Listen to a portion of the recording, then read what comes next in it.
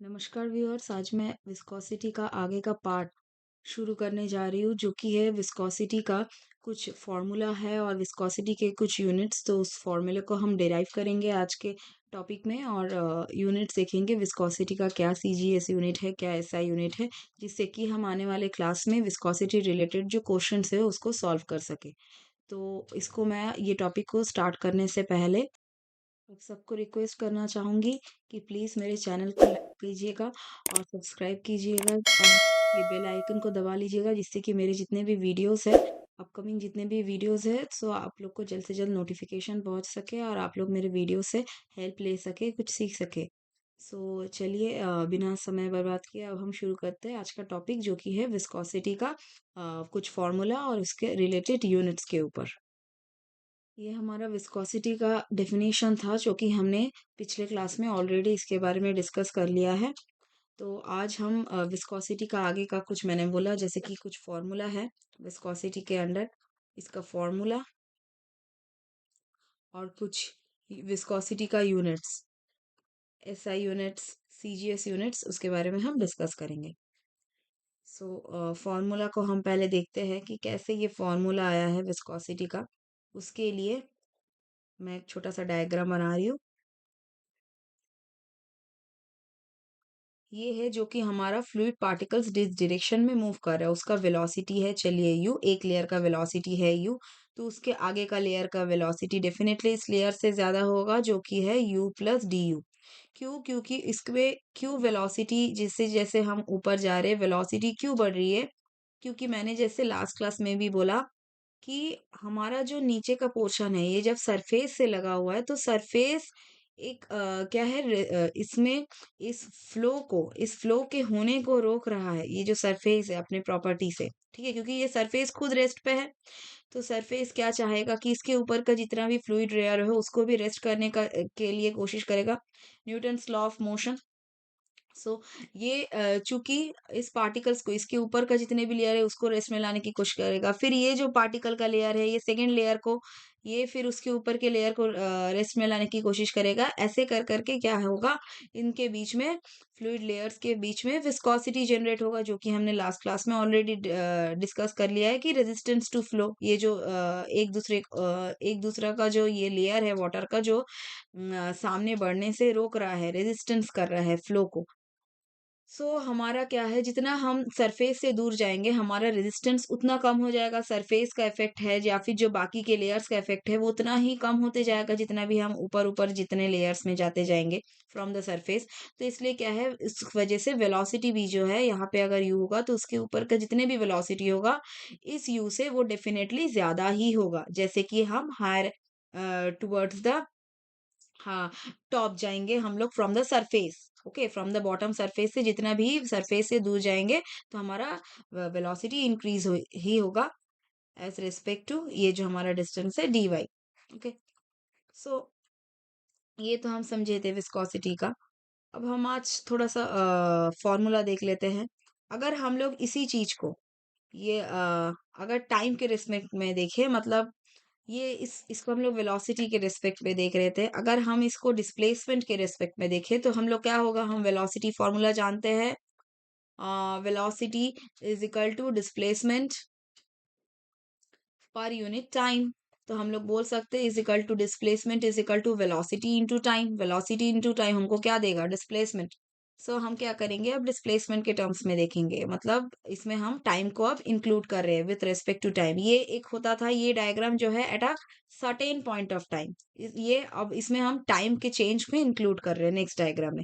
ये जो second diagram है, फर्स्ट डायग्राम है at certain point of time, ये जो सेकेंड डायग्राम है टाइम के चेंज के रेस्पेक्ट में हम जो हमारा जो फ्लूइड का फ्लो है उसको कंसिडर कर रहे हैं, या फिर उसको मतलब उससे हम फॉर्मूला को डिराइव कर रहे हैं। यू डी टी, इसके ऊपर का जो पोर्शन होगा ये क्या होगा, इसके जस्ट ऊपर का पोर्शन ये डेफिनेटली यू से ज्यादा होगा। मैंने ये यहाँ पे डायग्राम में बोला यू प्लस डी यू, तो यू के लिए तो यू डी टी हो ही गया डिस्प्लेसमेंट का टर्म्स, प्लस कितना ज्यादा होगा डी यू, तो डी यू के साथ भी तो डी टी इंक्लूड होगा ना, हम लोग डिस्प्लेसमेंट के टर्म्स में देख रहे हैं, मैंने अभी बोला। तो ये जितना भी पोर्शन ज्यादा हुआ, ठीक है। और ये हमारा था डिस्प्लेसमेंट। जितना हम बॉटम सरफेस से ऊपर जा रहे हैं हमारा वेलोसिटी वैसे बढ़ रहा है वाटर का। तो अगर हम इसका अगर 10 फाइव के रेस्पेक्ट में देखें ये होगा तो चेंज इन हमारा एंगल कितना होगा बिटवीन दिस टू लेयर्स, ये हो गया। चलिए इसको हम ले लेते हैं five, D5, small change in angle D5। तो अब इसका अगर हम लोग 10 निकालते हैं, 10 फाइव, 10 फाइव कितना होगा? 10 फाइव इजिकल टू हम जानते हैं 10 theta is equal to perpendicular by base होता है।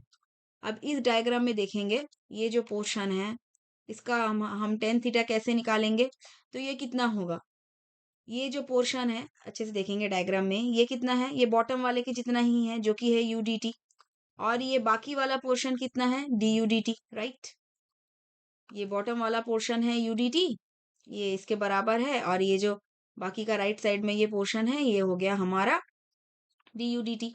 तो अब हम जाएंगे परपेंडिकुलर। तो परपेंडिकुलर कितना होगा? मैं इसको पूरा लिखूंगी UDT, ये जो है टोटल UDT, ये टोटल कितना है UDT, ये वाला पोर्शन हम बोल रहे हैं। हाँ, परपेंडिकुलर 10 D5 इसमें क्या होगा? देखिए D5 इजिकल टू क्या होगा?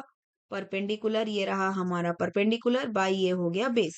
ठीक है, बेस तो ये वाला दिख रहा है DY। ठीक है, ये वाला बेस परपेंडिकुलर इतना पोर्शन ये कितना होगा? हमको साफ साफ दिख रहा है DUDT, है ना। तो इसको मैं एग्जेजरेट करके लिखती हूँ UDT प्लस DUDT माइनस ये रहा हमारा UDT। मतलब मुद्दा मैं ये वाले पोर्शन की बात कर रही हूँ। मैं फिर से हाईलाइट करना चाहूंगी इसको रब करके। ये वाला पोर्शन होगा हमारा इतना सा परपेंडिकुलर, ये कितना है DUDT। ओके, यही मैं बोलूंगी। तो ये कट पिट के ये DUDT आ जाता है डिवाइडेड बाई DY। बेस कितना है ये? अब मैं फिर से मार्क कर रही हूँ, अब देखेंगे ये वाला, ये हो गया हमारा बेस DY। ओके, सो इसके बाद क्या होगा? 10 five is equal to DUDT by ये जो माइनस UDT है ये वाला UDT है। हाँ, मैंने जो ये मार्क किया ये वाला UDT है, मैं रेड कलर का मार्क करूंगी ये। अच्छा, so DUDT divided by DY 10 five is equal to. So since यहाँ पे एंगल बहुत ही छोटा है, एंगल इज वेरी स्मॉल, हम देख सकते हैं यहाँ डायग्राम में ये जो D5 है ये बहुत ही छोटा है ये वाला। Okay, since angle is very small, so that's why angle is very small. So हम लोग 10 थीटा को क्या लिख सकते हैं? 10 फाइव को क्या लिख सकते हैं? जो small angle that is D5, ये एंगल था D5।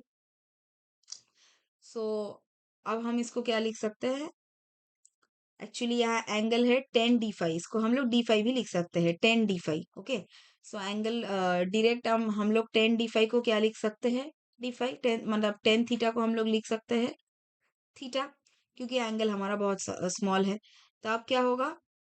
फिर क्या हो जाएगा? ये जो इक्वेशन था इक्वेशन 1, फ्रॉम इक्वेशन 1 क्या हो जाएगा? D5 डायरेक्ट 10 थीटा की जगह हम लोग एंगल स्मॉल होने की वजह से D5 लिख रहे हैं, that is equal to DUDT by DY। चलिए इस फॉर्मूला को थोड़ा सा हम रीअरेंज कर लेंगे नेक्स्ट पेज में। सो रीअरेंज करने का फॉर्मूला क्या आया था? D5 is equal to DU, D5 is equal to DUDT by DY, DUDT by DY। इसको हम लोग थोड़ा सा रीअरेंज करके लिखते हैं। हम लोग इसको ऐसे लिख सकते हैं D5 by DT that is equal to DU by DY। बस मैंने ये जो DT वाला पोर्शन है इसको D5 के नीचे ले गए। तो ये जो होता है ये इक्वेशन होता है, ये जो हमारा इसमें ये जो DU बाई DY का पोर्शन है इसको हम बोलते हैं velocity gradient, change in velocity. ठीक है, तो उसको हम लोग बोला जाता है वेलोसिटी ग्रेडियंट। आप देख सकते हैं DU किसके रेस्पेक्ट में चेंज हो रहा था? Y के रेस्पेक्ट में ही ना चेंज हो रहा था, मैंने ये फर्स्ट डायग्राम में बताया। Y के रेस्पेक्ट में ही चेंज हो रहा था, DU is changing with respect to Y। So that's why DU by DY ये क्या हो गया? Velocity gradient. और ये जो D5 बाई DT होता है ये होता है definitely rate of shear strain. D5 by DT कौन सा पोर्शन होगा? ये इस डायग्राम में ये D5 बाई DT ये चेंज इन कितना शेयर में, ये जो वाटर है हम लोग ऐसे देखते हैं ना शेयर, शेयर स्ट्रेस कैसे होता था ऐसे। ये जो डायग्राम अगर कोई बॉडी है तो इसको शेयर हम लोग बोलते थे। अगर ये बॉडी ऐसे, इसको ये हम लोग बोलते थे, अब ये बॉडी क्या हो गया? थीटा एंगल पे ये बॉडी, इसमें क्या हो गया, ये शेयर स्ट्रेस जनरेट हो जाता है, इसमें शेयर। ओके, तो ये जितना मूव हुआ, ये पहले ऐसे सीधा था, ये जो जितना मूव हुआ ये है rate of shear strain, right. तो यहाँ भी वही लिखा गया है कि रेट ऑफ शेयर स्ट्रेन क्या होगा, D phi by D T. So since we know that stress is directly proportional to strain, अब हम नेक्स्ट फॉर्मूला देखते हैं कि स्ट्रेस इज, ये तो फॉर्मूला आ गया, सेकंड फॉर्मूला ये डेराइव हो गया। अब देखते हैं हम, stress is directly proportional to strain, तो हम यहाँ लिख सकते हैं स्ट्रेस जो कि टाउ है is directly proportional to strain. Strain यहाँ पे क्या आया, rate of shear strain, that is D phi by D T, हम लिख सकते हैं यहाँ D phi by D T. अब ये प्रोपोर्शनली कांस्टेंट, नेक्स्ट स्टेप में क्या करेंगे, हम इस प्रोपोर्शनलिटी कांस्टेंट को हटाएंगे। सो प्रोपोर्शनलिटी कांस्टेंट को हटाने के लिए, to remove proportionality constant, proportion proportionality constant, हमको एक कांस्टेंट की जरूरत है। प्रोपोर्शनलिटी साइन को हटाने के लिए हमको एक कांस्टेंट की जरूरत है, प्रोपोर्शनलिटी साइन हटाने के लिए। तो क्या होगा, टाउ हम लोग क्या लिखेंगे, is equal to mu D phi by D T. अच्छा, अब डी फाई ये प्रोपोर्शनलिटी कांस्टेंट हो गया म्यू। अब ये D phi by D T हमने क्या देखा कि from equation two D phi by D T का वैल्यू आया D you by D Y, तो हम यहाँ लिख सकते हैं tau is equal to mu D you by D Y. क्यों, क्योंकि D phi by D T का वैल्यू हमने ऑलरेडी इस इक्वेशन से निकाला, वेलोसिटी ग्रेडियंट के समान होता है। ये जो आया हमारा वेलोसिटी का ये शेयर स्ट्रेस, ये जो आया tau is equal to mu D you by D Y, यहाँ पे म्यू होता है हमारा, म्यू जो होता है उसको हम लोग बोलते हैं विस्कोसिटी या फिर डायनामिक विस्कोसिटी। इसको डायनामिक विस्कोसिटी भी बोला जाता है या फिर एब्सोल्यूट विस्कोसिटी। ये होता है हमारा viscosity, that is resistance to flow. Viscosity के बारे में हमने पिछले वीडियो में ऑलरेडी डिस्कस कर लिया। तो ये था विस्कोसिटी का फॉर्मूला, ठीक है। और ये ओनली, और इसमें एक चीज ध्यान देने की जरूरत है कि ये this is valid for only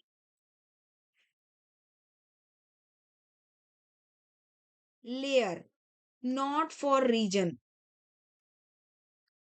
ये फॉर्मूला किसके लिए, मैंने बोला ना, ये दो लेयर के बीच में, लेयर वन लेयर टू, ये पर्टिकुलर टोटल रीजन के लिए वैल्यू नहीं है, मतलब बाउंड्री कंडीशन इस पे अप्लाई, टोटल रीजन का ये पर्टिकुलर कोई एरिया के लिए अप्लाई नहीं होता है, ये पर्टिकुलर एक एक लेयर के लिए अप्लाई होता है ये formula. Okay, this is not for region, this is not for area, this is for layers. Okay, अब हम जाएंगे कुछ इसके यूनिट्स पे, यूनिट्स ऑफ विस्कोसिटी, यूनिट्स। तो चलिए यूनिट्स देख लेते हैं।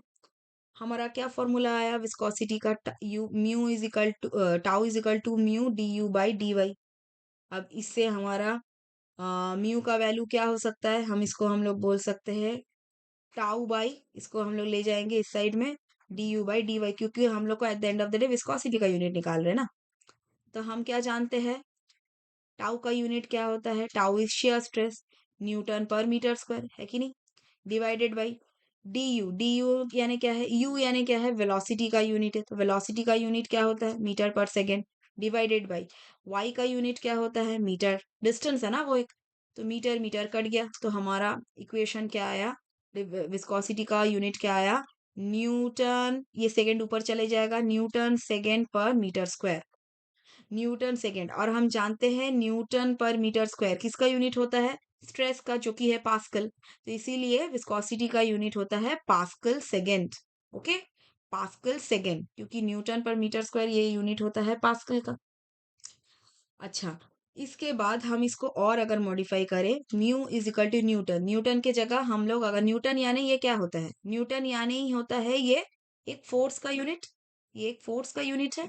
अच्छा, फोर्स को हम लोग केजी, मास और एक्सीलरेशन ड्यू टू ग्रेविटी के टर्म्स में लिख सकते हैं। तो चलिए न्यूटन को हम लोग लिखते हैं, न्यूटन क्या होता है, newton is equal to kg into acceleration due to gravity, क्या फॉर्मूला होता है, metre per second square into second divided by metre square. तो इसको और फिर काट के मॉडिफाई करके क्या होता है, यूनिट क्या आ जाएगा, kg metre by, sorry, metre तो नीचे हो गया ना, मीटर तो ऊपर, मीटर और सेकेंड कट गया, तो kg per unit metre second, per unit metre into second, ये हो गया म्यू का एक और यूनिट, ठीक है। ये पूरा एसआई यूनिट ही है। एसआई यूनिट हम कैलकुलेट कर रहे हैं म्यू का। तो म्यू का हम लोग दो यूनिट देखे, एक होता है केजी मीटर सेकेंड, चूंकि है ये केजी किसके टर्म्स में है, ना कि मास के टर्म्स में, है ना। ये किसके टर्म्स में हो गया, मास के टर्म्स में। और अगर फोर्स के टर्म्स में देखेंगे तो क्या होगा, यूनिट पास्कल सेकेंड। ठीक है, तो हम इसको बोल सकते हैं पास्कल सेकेंड, 1 पास्कल सेकेंड, चूंकि ये फोर्स से related, that is equal to 1 kg/मीटर सेकेंड। दोनों ही किसका यूनिट है, दोनों ही यूनिट है viscosity, viscosity unit of viscosity mu. Okay, अब हम इसका सीजीएस यूनिट देख लेते हैं। सो सीजीएस यूनिट, अच्छा इसमें एक और चीज बोलने का है, मैं बता दूं देखिए उससे पहले केजीएफ, अगर हम लोग फोर्स के टर्म्स में जाते हैं केजीएफ के टर्म्स में, तो हम जानते हैं कि 1 kgf कितना होता है, 1 kgf is equal to 9.81 newton, है ना। 1 kgf is equal to 9.81 newton. तो चलिए ये जो हमारा फोर्स का यूनिट आया, इससे एक देख लेते हैं थोड़ा सा और मॉडिफाई। 1 न्यूटन सेकेंड पर मीटर स्क्वायर, इसको हम लोग लिख सकते हैं, इसके अगर ऊपर नीचे हम लोग 9.81 से मल्टीप्लाई करें तो क्या होगा, हाँ 9.81, न्यूमरेटर और डिनोमिनेटर, तो 9.81 डिवाइडेड बाई 9.81 न्यूटन सेकेंड पर मीटर स्क्वायर। समझ में आया ना, ये जो इक्वेशन है ये 1 न्यूटन पर सेकेंड पर मीटर स्क्वायर, इस इसके न्यूमरेटर और डिनोमिनेटर में मैंने 9.81 से मल्टीप्लाई कर दिया। तो देखिए अब ये जो 9.81, ये जो 9.81 सेकेंड न्यूटन होता है, ये किसका यूनिट होता है, ये तो हमारा केजीएफ का यूनिट होता है ना। तो हम लिख सकते हैं 1 न्यूटन सेकेंड पर metre square, that is equal to 1 kgf, 1 kgf into second per 9.81 metre square. Okay, ये यूनिट होता है अगर हम लोग केजीएफ के टर्म्स में देखेंगे। अगर हम लोग केजीएफ में टर्म्स में देखेंगे तो viscosity is equal to 1 kgf, means 1 unit pascal second, 1 pascal second is equal to 1/9.81 kgf। Okay, so इसको हम लोग बोल सकते हैं 1 pascal second is equal to,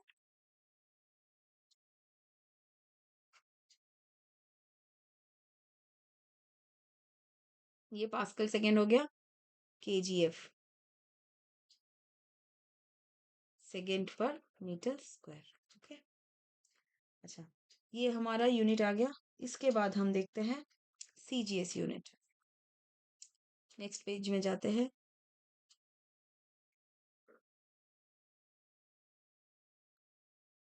CGS unit चलिए देख लेते हैं सीजीएस यूनिट। सीजीएस यूनिट हम आप कैसे निकालेंगे, सिंपल है फॉर्मूला। सीजीएस यूनिट होता है ग्राम पर सेंटीमीटर सेकेंड। ये जो हमारा फॉर्मूला आया ना, ये क्या आया फॉर्मूला, केजी पर मीटर सेकेंड आया था एसआई यूनिट में। क्योंकि एसआई यूनिट है तो एसआई यूनिट में हम जानते हैं मास होता है केजी में, लेंथ होता है मीटर में, और टाइम होता है सेकेंड में। यही अगर सीजीएस यूनिट, तो सीजीएस यानी सेंटीमीटर ग्राम सेकेंड, तो ग्राम हो गया हमारा मास का यूनिट, सेंटीमीटर लेंथ का यूनिट, सेकेंड टाइम का यूनिट। सो 1 ग्राम पर सेंटीमीटर सेकेंड, इसको हम लोग बोलते हैं पॉइस। ये पॉइस के नाम से, इसमें विस्कोसिटी में, viscosity in terms of CGS unit point poised के नाम से जाना जाता है। 1 पॉइस यानी वो विस्कोसिटी का यूनिट होता है सीजीएस में। ओके, सो हम ग्राम को अगर अब हम पॉइस के साथ एसआई यूनिट, सीजीएस के साथ एसआई यूनिट का अगर रिलेशन करना चाहे तो ग्राम क्या होता है हम जानते हैं 1/1000 kg, और सेंटीमीटर हम जानते हैं 1/100 मीटर, इंटू सेकेंड तो सेकेंड ही रहता है, एसआई यूनिट में भी सेकेंड ही रहता है, that is equal to poise. Okay, 1 poise, ये जस्ट इस इक्वेशन में मैंने ग्राम की जगह 1/1000 kg लिख दिया। अब चलिए ये इसमें से क्या होगा, दो शून्य कट गए, तो क्या आ जाएगा फॉर्मूला, 0.1 kg/मीटर second, that is equal to 1 poise. तो हम बोल सकते हैं इसमें 1 पॉइस इज इक्वल टू क्या होता है, और ये जो kg/मीटर/सेकेंड स्क्वायर, ये किसका किसके समान होता है, मैंने अभी बोला ना केजी इंटू ये रहा हमारा पास्कल सेकेंड।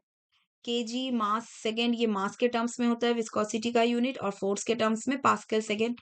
तो हम यहाँ लिख सकते हैं केजी मीटर पर सेकेंड को पास्कल के टर्म्स में, तो 0.1 kg metre per second pascal second, that is equal to 1 poise. तो हमको ये याद रखने की जरूरत है, 1 poise is equal to 0.1 pascal second. ये बहुत इंपॉर्टेंट हो जाता है कुछ फॉर्म जो विस्कोसिटी रिलेटेड न्यूमेरिकल है उसको सॉल्व करने के लिए। दिस इज वेरी इंपॉर्टेंट, इसको हमको रिमेम्बर रखना ही पड़ेगा। ये बहुत इजी है, याद भी नहीं आया कोई प्रॉब्लम नहीं है। अगर हम एक ऐसा यूनिट को भी डिराइव कर लेते हैं केजी मीटर पर सेकेंड, सो हम उससे डेफिनेटली केजी को ग्राम में, मीटर को सेंटीमीटर में चेंज करके उससे हम सीजीएस यूनिट इजीली निकाल सकते हैं, राइट। सो आज के लिए बस इतना ही था, इसका मतलब फॉर्मूला डिराइव करना विस्कोसिटी का और हमारा यूनिट्स को निकालना। सो आज के लिए इतना ही। ये रहा मेरा कुछ रेफरेंस जिससे कि मैं अपना पीपीटी वगैरह बनाती हूँ। So thank you dear all and wait for my next videos. और आप लोग को और भी कुछ डाउट हो, कुछ टॉपिक चाहिए तो प्लीज़ मुझे कमेंट बॉक्स में ज़रूर बताइएगा। और प्लीज़ मेरे चैनल को ज़्यादा से ज़्यादा सब्सक्राइब कर लीजिएगा, शेयर कीजिएगा अपने दोस्तों के साथ, जिससे कि उनको भी हेल्प हो सके और मुझे भी और भी ज़्यादा वीडियोस और जल्द से जल्द वीडियोस बनाने के लिए मैं भी मोटिवेटेड रहूँ। Thank you.